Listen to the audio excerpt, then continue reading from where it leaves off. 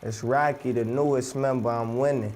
This is just the genesis, homie, it's the beginning. I'm traveling around the world and I'm getting paid with my crew. It's a lot of people wondering why I do what I do, why I think about my mother who put your boy through summer school. When I was failing classes, wouldn't kiss these teachers' asses. And I think about my pops who worked at 5 to 5. On them nights I should have died just to keep the dream alive. Now I'm standing here with 20 gold chains, I never run. Try to harm either one, you're gonna have to meet the barrel of a gun. Rocky checking in, yeah.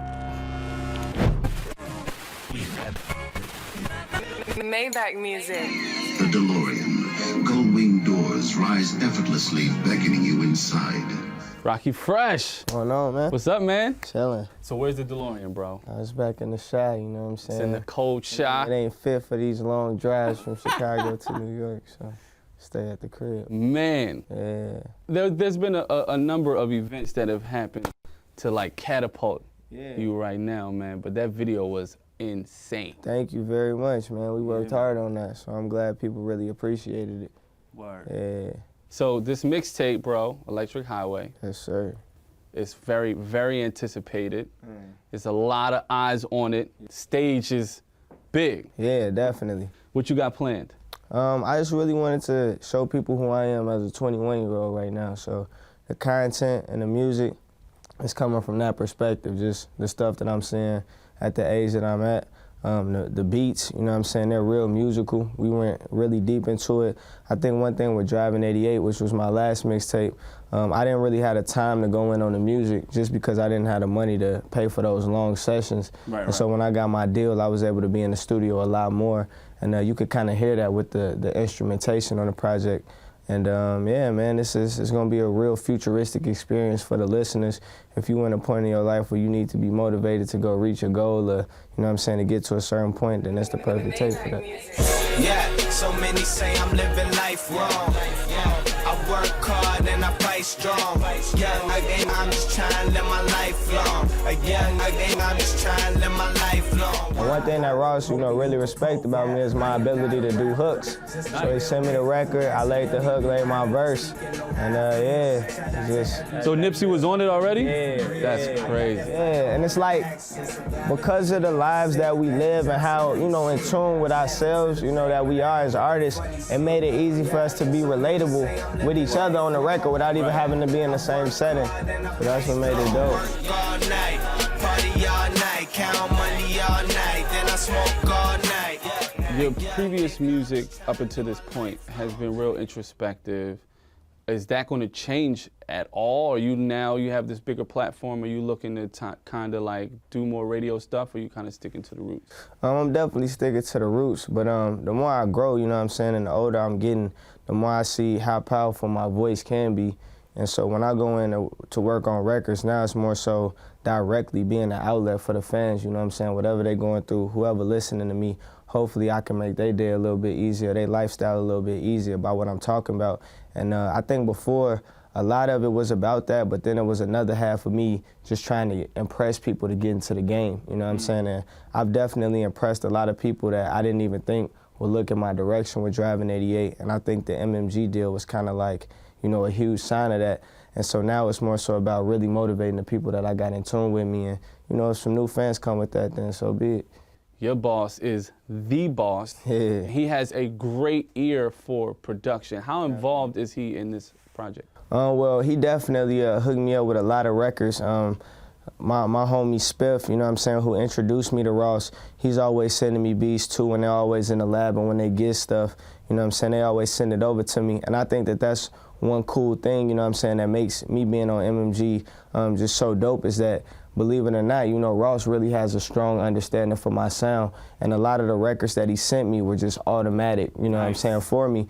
And believe it or not, you know, on my past projects, I've done records where I've sung and, you know, not rapped on records. And some of those records on this tape were actually sent to me directly from Spiff and Ross. And so the fact that they trust, you know what I'm saying, my vision with that lane, it was a beautiful thing.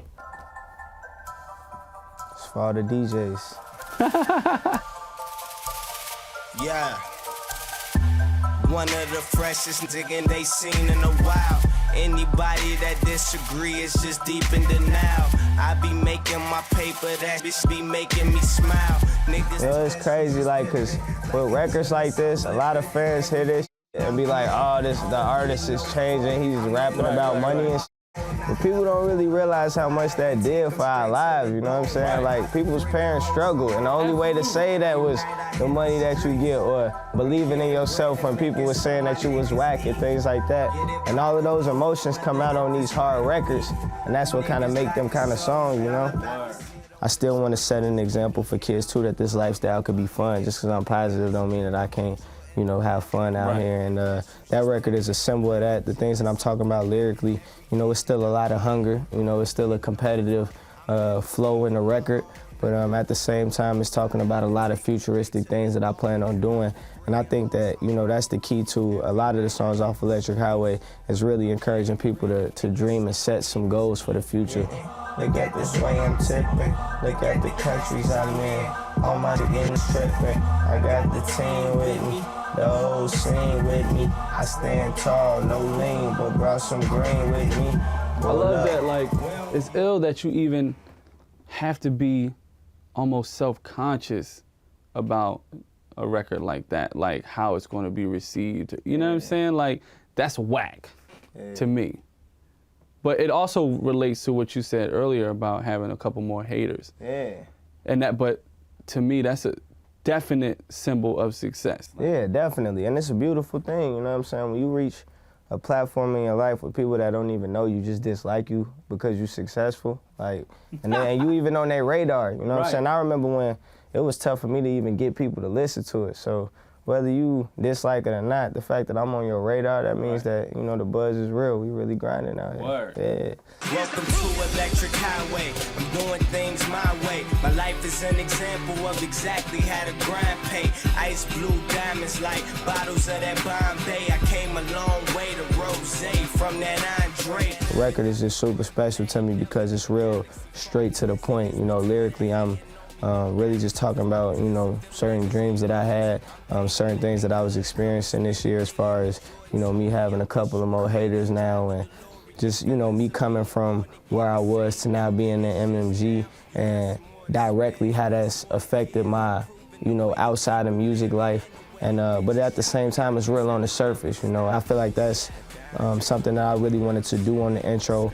And to the bridge on it is just real smooth to me, you know. It takes the record to another place. And it's just saying that we go into the future, you know what I'm saying? So it kind of really sets the tone for the project. And I feel like if you vibe with the intro, you're definitely going to be able to make it through the rest of the song. I'm feeling like a billion right now. I'm feeling like a billion right now. That joint right there, that's some theme music. Thank you, man.